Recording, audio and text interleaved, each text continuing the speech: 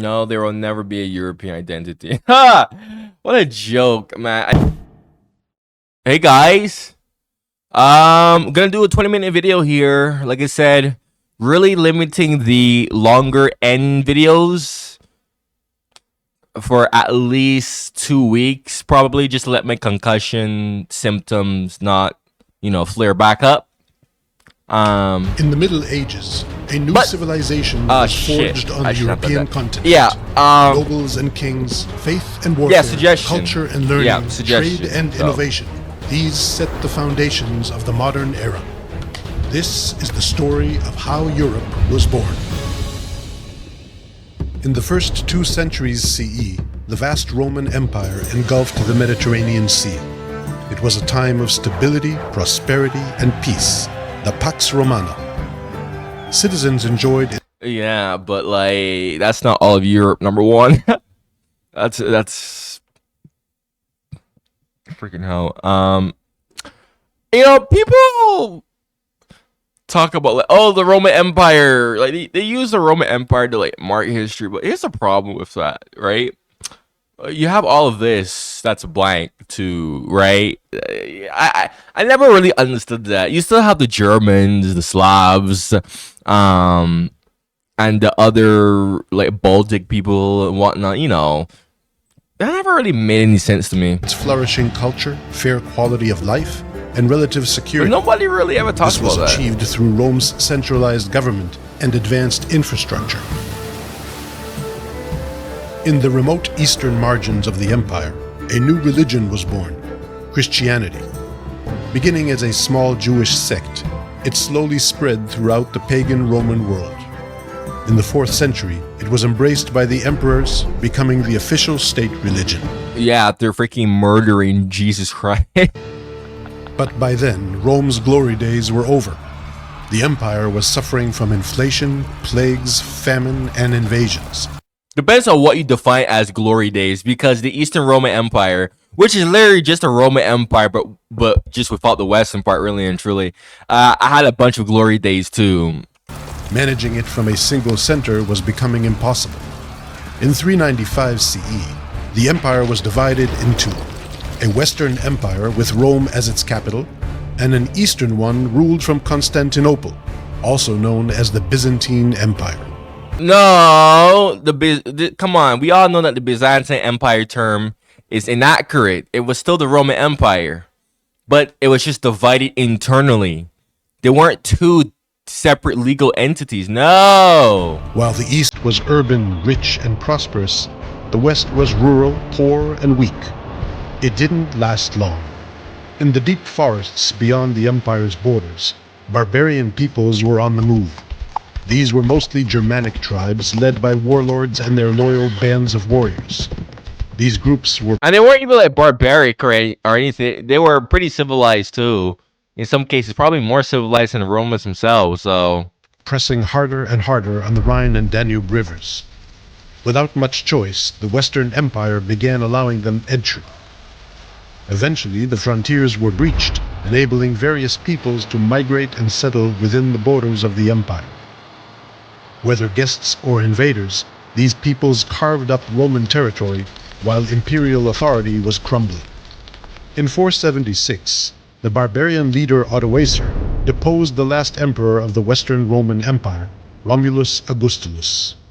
This child emperor had no real power, but his removal stands as a milestone. The Western Roman Empire was no more. The so-called Dark Ages had begun. Romans, Christians, barbarians. These were the 3 main ingredients that combined to create medieval Europe. Family help. Around 500 CE, Europe was covered by newly established kingdoms ruled by barbarian kings.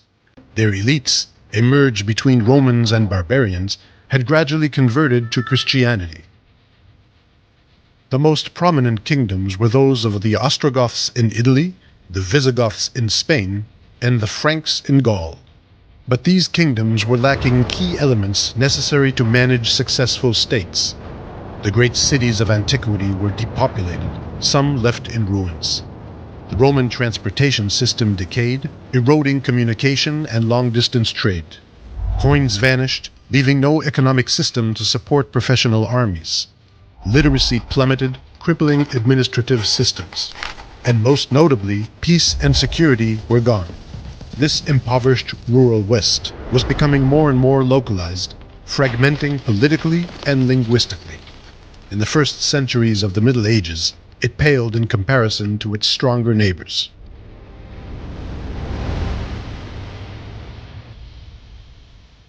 In the 6th century, Byzantine Emperor Justinian I strove to reconquer the West and restore the Roman Empire to its past grandeur.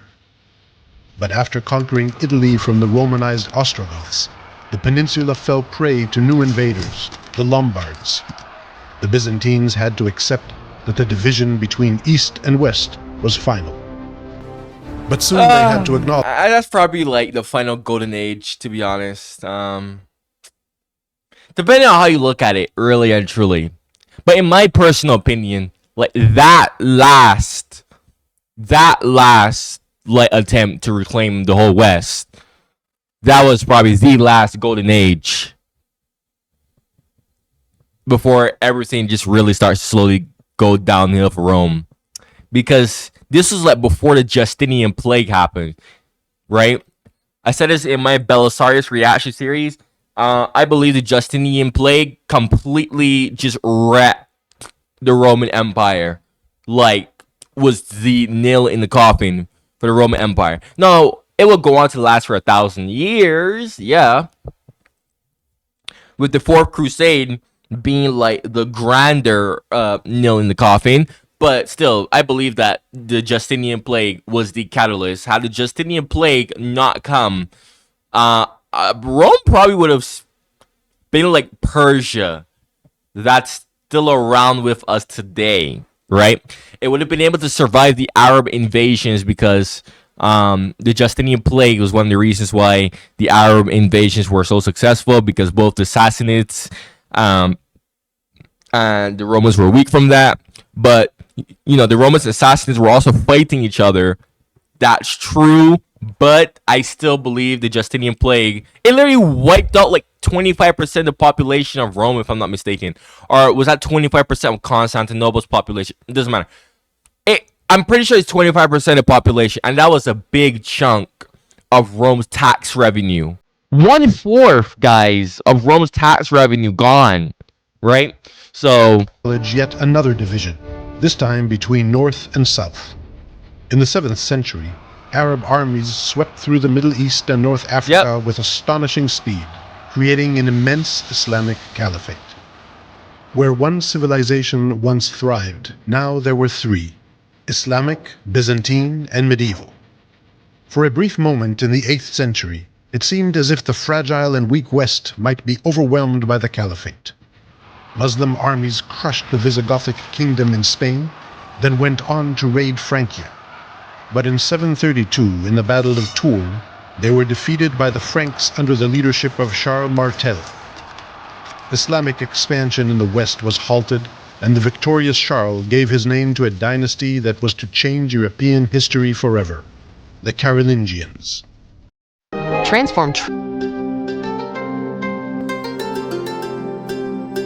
Charles Martel. Guys, hold on a second. Let's talk about this map real quick. Let's look at Britannia, right? Why am I talking about this? Okay, just stay with me for a moment. So in my ancestry results video, where the new results are showed, if you haven't watched that, go watch it after this video. But long story short, the updated results showed that I was basically British mixed with West African, right? But it said that I was 3 to 4% German, specifically, however, northwestern Germany, right? And I said that English people are Germans. That's no surprise there. That I specifically have Northwestern German DNA, literally in this same exact spot where the Saxons are. And it's hilarious to me because I had like some people in my comments, English people in my comments, who were angry at the statement of me saying that English people are Germans when that is literally historically true. The people who would make England, they came from Northwestern Germany. Like, come on, seriously, like we see it right here, right here. It's mind blowing, but people are like, no, English people aren't Germans. English people are they're Briton. They're mixed with Briton. I never said not. Like the modern like English people, a lot of them are mixed with Britons. Hell, I'm mixed. I mean, if you watch my DNA results video, you'll see that I'm mixed with both freaking German and Briton DNA, like your average person from the UK. But I have my predominant African, West African DNA. But it's still that also applies to me too. Well, in this case, my DNA actually showed more Gaelic than like Northwestern Germany. But still, no, like you wouldn't have in England. They were probably the Anglo-Saxons who came from Germany, Germania. If you really want me to get practical here, because some people are going to say, actually, there was a Germany, bro. I know that, but the region was called freaking Germany. My God, it blows my mind. Like, come right here, man. Right, this is literally where my DNA was traced to. Right here, where you see Saxons, right here. And I literally said in that video, like I asked ChatGPT about that 4% German DNA, and ChatGPT said that my DNA is most likely traced all the way back from the Anglo-Saxon who would go to invade Britain. My DNA was probably I probably have DNA from the early Anglo-Saxons still present within me. and people were so pressed that I said that, because I said that freaking English people aren't native to freaking Britannia. Bruh, I mean, it blows my mind how people just distort history. But whatever, let's continue. His son, Pepin the Short, seized the Frankish throne in a coup. He fought the Lombards in Italy, granting the Pope his own most desired autonomous state. Pepin's son was the famous Charlemagne. After ascending the Frankish throne in 768, he spent decades fighting and expanding his kingdom. Ultimately, he held sway over most of Western Christendom. In 800 CE, Pope Leo III anointed Charlemagne Emperor of the Romans. More than 300 years after the fall of Rome, the West had an emperor once again. The Carolingian Empire was the first great power of Problem with that is he was in the Roman Empire. the medieval West, leaving an enduring legacy. Charlemagne backed an intellectual and cultural flowering, the first of several medieval renaissances, intending to revive the lost knowledge and culture of antiquity. The empire disseminated throughout the West various political structures, institutions, titles, ranks, ideas, and dreams. Most importantly, an ideal of a unified Christian West. These formed the bedrock of medieval civilization. This is very Western-centric. Where's Eastern Europe The at? Carolingian Empire was short-lived. The attempt to create centralized rule in the West suffered from insufficient infrastructure. Small cities, weak economy, limited bureaucracy, and poor communications. After Charlemagne's death, his three grandsons fought one another, and in 843, in the Treaty of Verdun, divided the Frankish Empire among themselves. The Middle Kingdom quickly diminished, leaving only West Francia, which would eventually become France, and East Francia, which will one day become Germany. These kingdoms continued to splinter and fragment, a process accelerated by external pressure. In the 9th and 10th centuries, a new wave of invaders attacked the crumbling Carolingian world from every direction. The Vikings came from the north, roaming the coasts and rivers of Europe, raiding and terrorizing the population. The Magyars, better known as Hungarians, rode in from the east, plundering defenseless settlements. It's funny to talk about some Eastern Europeans. Oh my god. Muslim pirates and raiders landed on Europe's southern shores. The barbers, right? I didn't know that they were Muslim. I knew about the Barbary pirates. Is he talking about that, or is he talking about the like Muslim pirates from the Caliphate? If he's talking about the one from the Caliphate, then that I have no idea about. Europe was under siege.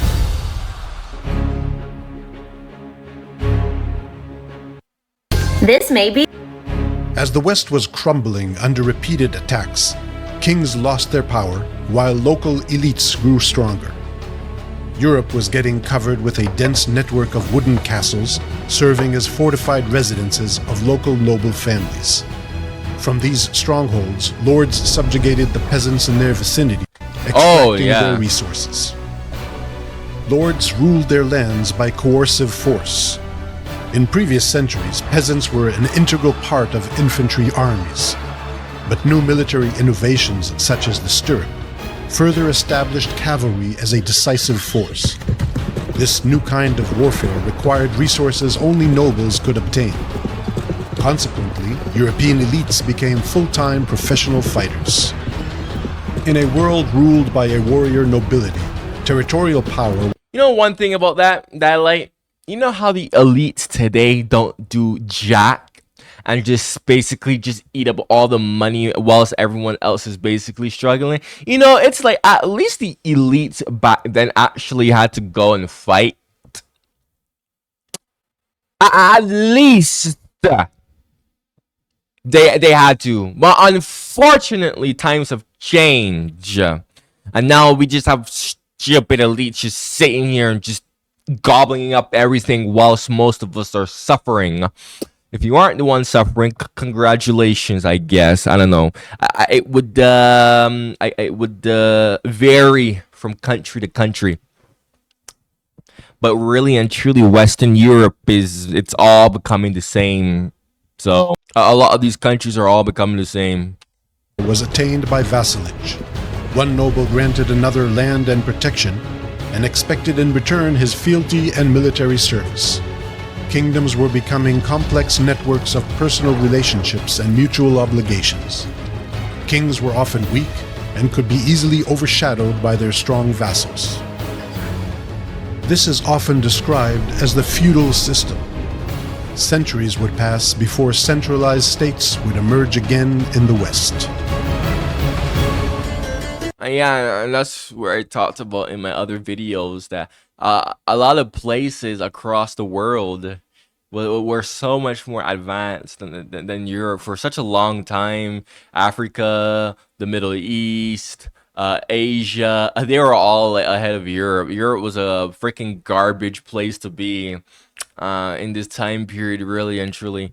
But unfortunately, it's because of this that, you know, ironically enough, this is actually what caused Europe to eventually surpass everyone, because Europe was forced to adapt. In the 10th century, things started to change. Better climate increased agricultural yield. External invasions ceased as Vikings and Hungarians settled down and were absorbed into Western Christendom. And in some regions, royal authority was gaining ground. In Britain, King Alfred the Great and his successors unified the various Anglo-Saxon realms, creating the Kingdom of England for the first time. Alright, so do I want to talk about this here? Do I want to talk about this here? Yeah, a different video. In West Francia, while political fragmentation continued, Vikings who settled in the north swore loyalty to the Frankish king. They became French Christians, known as the Normans. The Duchy of Normandy created a buffer against other raiders. In East Francia, Otto I, king of the Germans, managed to defeat the Hungarians in the Battle of Lechfeld in 955, putting an end to the invasion I've reacted to a few German-Hungarian wars, but I don't think it was that from one. the east. The settled Hungarians eventually established a Christian kingdom of their own. The victorious Otto the Great was crowned emperor in 962. Europe had an empire once again, this time a German one. It was later known as the Holy Roman Empire. After centuries of turmoil, Europe was finally gaining stability At least he gets that correct. and confidence, ready to change course. Year 1000 marks a turning point in European history, ushering in 300 years of growth and prosperity. Better climate, combined with new technologies and techniques, led to an agricultural revolution. Europeans produced more food, resulting in population growth. New villages and towns were established, and existing ones expanded. Throughout Europe, forests were cleared as more and more land came under cultivation. This enabled immense economic expansion and commercial revival. Bustling trade networks fed a massive urbanization process. Old and new cities grew larger, becoming international hubs for a new class of merchants. These merchants won their independence from feudal landowners, forming self-governing cities. This was most evident in Italy, where merchants revived the Mediterranean trade. As quality of life improved, art, architecture, and music flourished. Europe was becoming increasingly literate, and the first universities were founded under the auspices of the Church. European intellectuals initiated a new renaissance based on the rediscovery and revival of ancient knowledge. But Europeans were not only conquering internal frontiers, they were also pushing outward.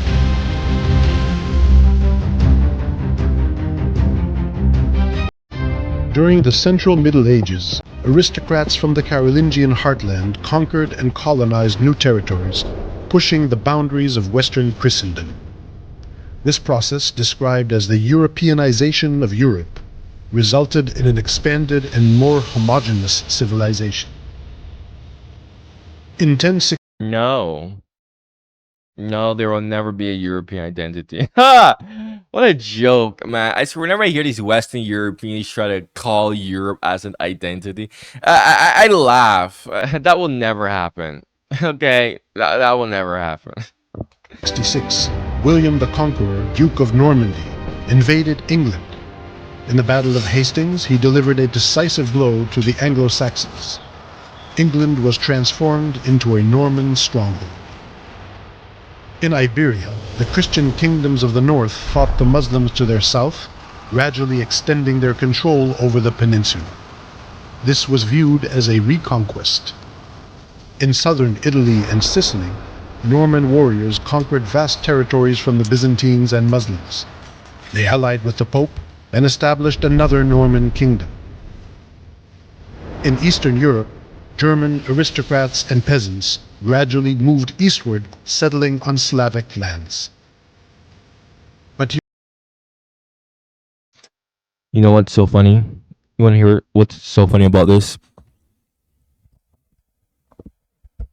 So, I saw people who were talking about like the territories that Germany lost in World War II, and like how Germany should like reclaim it, and how it's unfair for Germany to like lose those territories. Bruh, it's funny. Bruh, you know, it's funny because it's like, bro, those territories were like Slavic before. They were actually Slavic before Germany went and freaking like encroach on them. Yo, it's so weird because Poland, the modern state of Poland is similar to what I think, was it the 10th century? It was either the 8th, 9th, or 10th century Polish border. Like it was eerily, like very almost identical. You could go Google it if you want to see. But yeah, whenever I hear people like, "Oh my gosh, Germany! Oh my god, what Germany lost after World War II? Oh my god, it's so sad." Yeah, until you realize like that wasn't really. It wasn't really German in the first place. Europeans were casting their gaze further still. In 1095, Pope Urban II called on Christian warriors to liberate Jerusalem and other holy sites from the hands of Muslim infidels. Crusader armies swarmed to the east, establishing several states on the shores of the Mediterranean Sea. These states proved to be a weak Western outpost. Over the course of 200 years, they were reconquered by Muslim forces. Nevertheless, they signaled an important message. The Catholic Church had awakened.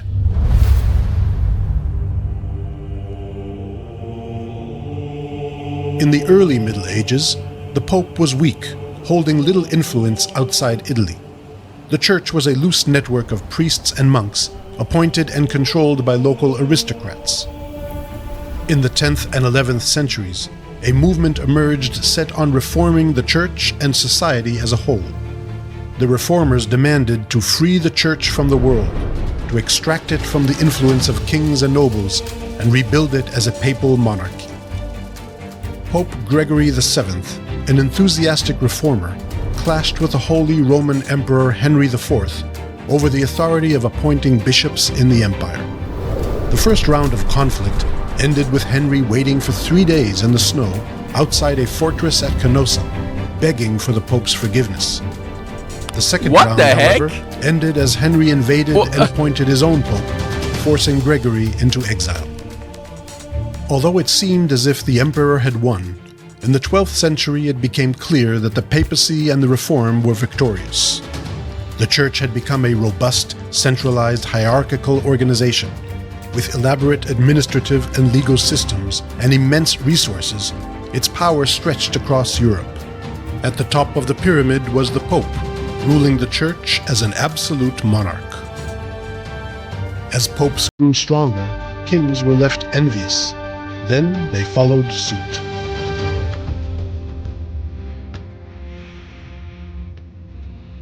The power of medieval kings was constrained by the armed aristocracy.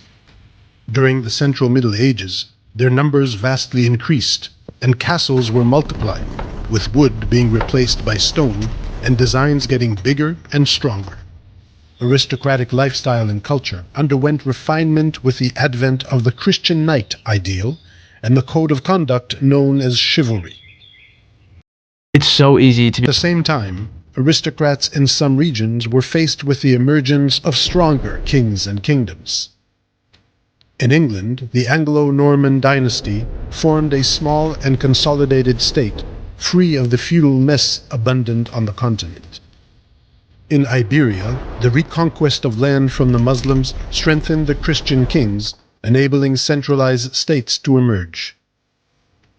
In France, the kings of the Capetian dynasty gradually expanded their personal domains, enabling a functioning state to form there as well. However, in the Holy Roman Empire, the exact opposite occurred. The once mighty empire disintegrated, forming a mosaic of autonomous principalities. Emperor Frederick Barbarossa attempted to restore the empire's former glory, but failed. The title of emperor, now bestowed by electors, became an empty one. The Central Middle Ages saw an agricultural revolution, urbanization, expansion, stronger popes, stronger kings, and vibrant culture. But around 1300, the climate worsened, growth halted, and famine spread. A great calamity was approaching.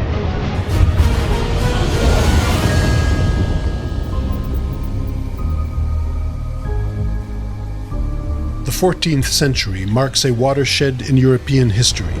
In 1347, a global plague known as the Black Death reached Europe. It rapidly spread across the continent and within a few short years killed approximately 1/3 of the population.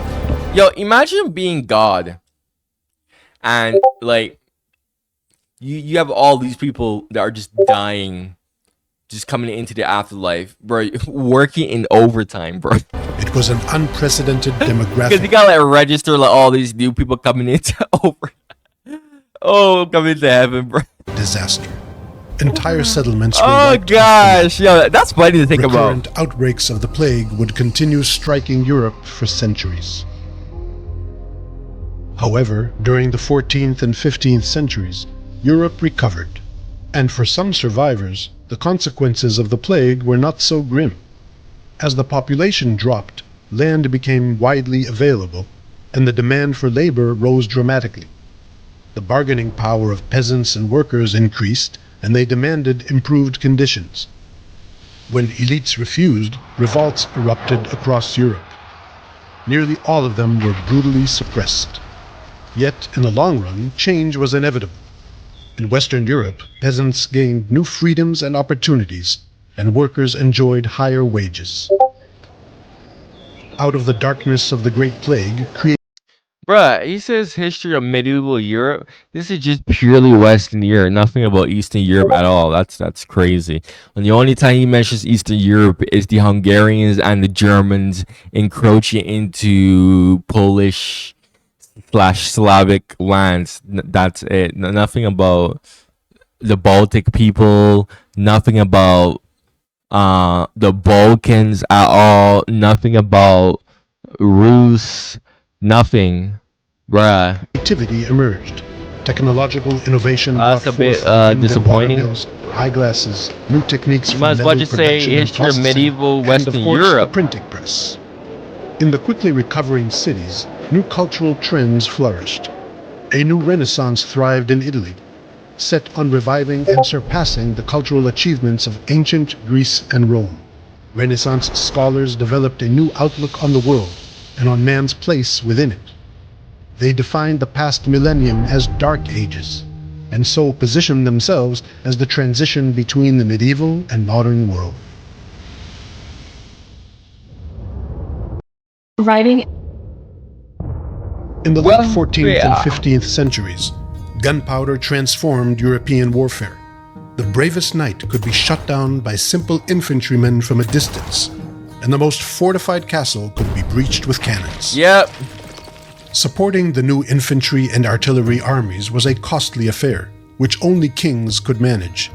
As they strove to monopolize the use of force within their territories, kings consolidated their power and asserted their authority over the aristocracy. These nobles, who lost their military superiority, began serving their rulers as administrators and courtiers. The sovereign state was emerging. Which this is such an interesting concept. Sovereign state. Why is it an interesting concept, you might be asking? Because what were those things before? Right? I always think about this personally myself. Like, I always ask myself, wait, this thing that existed, what, like, you know how we have like France today or Germany today, right? Those, those are sovereign states, but what about the Holy Roman Empire? People say, oh, well, the Holy Roman Empire, yeah, it was the first German empire. That's what historians agree on. But, like, was it though? Or was it a completely different entity? Right? Yeah, you get this weird paradox where it's like, okay, what about the French kingdoms? Are they like the same France as the sovereign state of France? Or were they like different, and because something completely different, right? It gets really weird. Very weird. Really and truly. Because you have so many kingdoms and whatnot that appeared and disappeared on the same land, and it's like, okay, who are these people today, or did they just simply die out, right? You know how Rome died out, right? Or Persia. Persia's a good example of this, actually, because Persia has been conquered, But according to historians, Persia has reappeared. But it's like, is that really the same thing, or is that just something new? Because the old one was completely conquered. So it's like, is this really Persia, or is this just something completely different? It's so perplexing, like this idea of sovereign, because sovereign state, it's like, when you think about that, and you really like sit down and think, it's like, what were those things before this sovereign state, right? In these troubled times, Europe's new military innovations were constantly put to the test. The Hundred Years' War, waged between England and France, devastated the French countryside. The war's course was reversed by a peasant girl, Joan of Arc, who rallied French troops against the English. Eventually, England was pushed out of France. In Iberia, the marriage of Ferdinand of Aragon and Isabella of Castile led to the emergence of a unified Spain. Their combined armies conquered Granada, the last Muslim stronghold in the peninsula. These developments lay the foundations for the modern nation-states of England, France, and Spain. Other regions, such as Germany and Italy, would have to wait several centuries for their unification.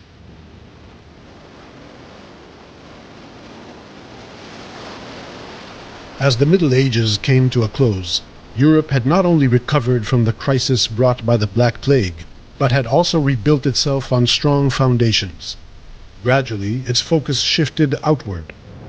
By 1500, Portugal had traversed Africa and the Indian Ocean, opening up commercial routes to the Far East, while Spain turned westward, crossing the Atlantic Ocean and reaching the Americas. Columbus's voyage in 1492 is sometimes considered to mark the end of the Middle Ages and the beginning of the modern era. Over the next centuries, European expansion would transform the globe and create the modern world we live in today. Ooh, the Islamic world in 1,000 years. I should react to that one. I'm probably gonna react to this one tomorrow, actually. Oh, that's gonna be. Ooh, yeah. Yeah, I'm gonna do that tomorrow, guys. If you like this video, make sure to subscribe for more content like this. Thank you to all the people who waited for me after I got in my car accident. I received my concussion. I appreciate that.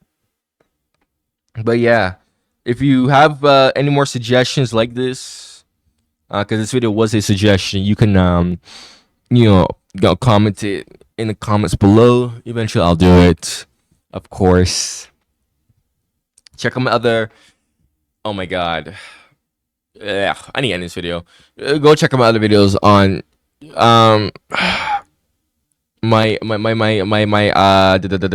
shit, I can't find the word. My brain is not braining. On my channel. Alright. Make sure you subscribe if you're new. Alright. Thank you for watching, and goodbye.